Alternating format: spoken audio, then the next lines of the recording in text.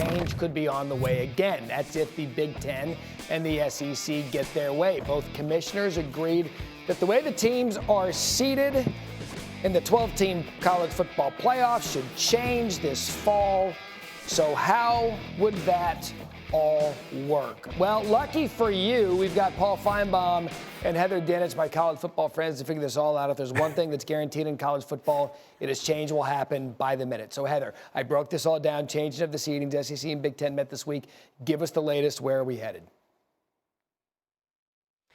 Well, we're headed to major change inevitably at some point. The question is, do they tweak the seeding for this fall? If they do, it needs to be unanimous. That means all 10 FBS commissioners and Notre Dame Athletic Director Pete Bevacqua have to agree to it. What would it look like? It would look like the selection committee's top 12. The top 12 teams get the top 12 seeds. The 4 highest ranked teams would get the top 4 seeds. That's instead of the 4 highest ranked conference champions, which it was this year, and then they get the first round bye. That's small change in the eyes of the commissioners for this year. The big change would be in 2026 and beyond.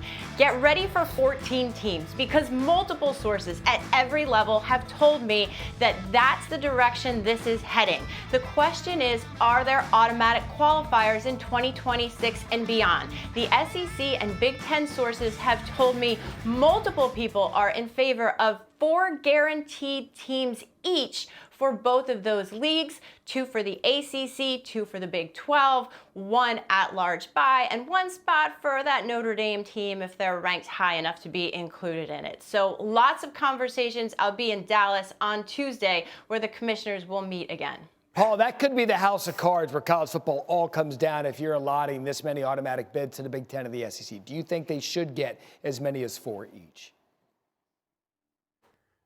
Matt, I understand the seating issue, but I believe they are completely wrong about guaranteeing bids. And doing our show yesterday, even SEC fans are calling in, Matt, saying they don't like it. There's something inherently wrong about stacking the deck before the season. The SEC and the Big Ten are by far the best leagues, and last year the SEC only got 3, and there were 3 schools hanging on the ledge. But ultimately, you could have a year in one, probably more in the Big Ten and the SEC, where you had 2 or 3 elite teams, and then your automatic 3rd or 4th, or maybe your 4th, is an 8-4 team that probably doesn't belong in there. So I think it's a bad move right now. Heather, what are you hearing from around the country? Because if this is the case, then there's going to be teams trying to jump their conferences to try to get into the Big Ten and the SEC, and then all of a sudden you see just everything falter around it.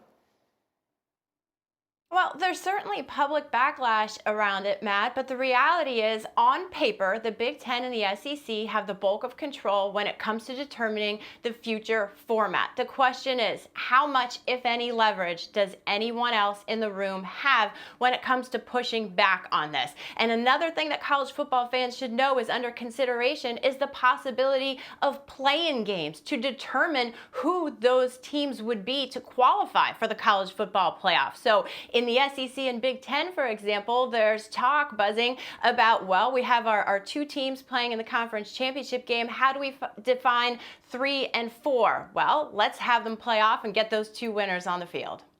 I'm with you. The new seeding makes all the sense in the world, but if we're going to do play-on game, you could, like, Finebaum couldn't go on vacation this year until January 21st anyway. You're going to make him extend his vacation a little long. I mean, what? This is going to be a fun offseason.